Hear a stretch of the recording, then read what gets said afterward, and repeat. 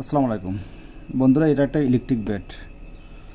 সবার বাসায় কম বেশি ইলেকট্রিক ব্যাট আমরা ব্যবহার করে থাকি। আসলে কিভাবে মশাটা মারা যায় ওইটা একটু আজকে দেখার চেষ্টা করি। যখনই মনে করেন যে মশার একটি পাখা এটার উপরের যে পাত্র আছে এটার সাথে এবং ভিতরে একটা চিকন একটা পাতা আছে এটার সাথে সংস্পর্শ হয়, তখনই ইলেকট্রিক বিকিরণ ঘটে, যার কারণে মশাটা মারা যায়।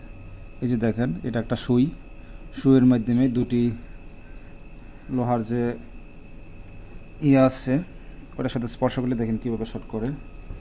এটা আপনাদেরকে দেখানোর চেষ্টা করতেছি। এই দেখছেন কীভাবে শর্ট করতেছে।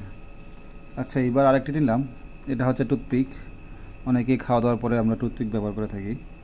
এই টুথপিকের এই অংশটা শুকনো আছে, দেখি এটা যাতে কোনো হয় কিনা, শর্ট করে কিনা। এই দেখেন কোনো শর্ট করছে না।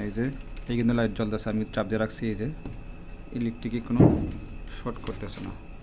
আচ্ছা, এটাকে এবার এই অংশটাকে আমি পানি দিয়ে ভিজিয়ে নিই, দেখি তার ফলে কী ঘটে। দেখেন এই অংশটা যে পানি দিয়ে ভিজিয়ে নিলাম, দেখি এবার কি হয়। পানি দেওয়ার ফলে এখানে ইলেকট্রিক প্রবাহের ফলে এটাকে শর্ট করতেছে।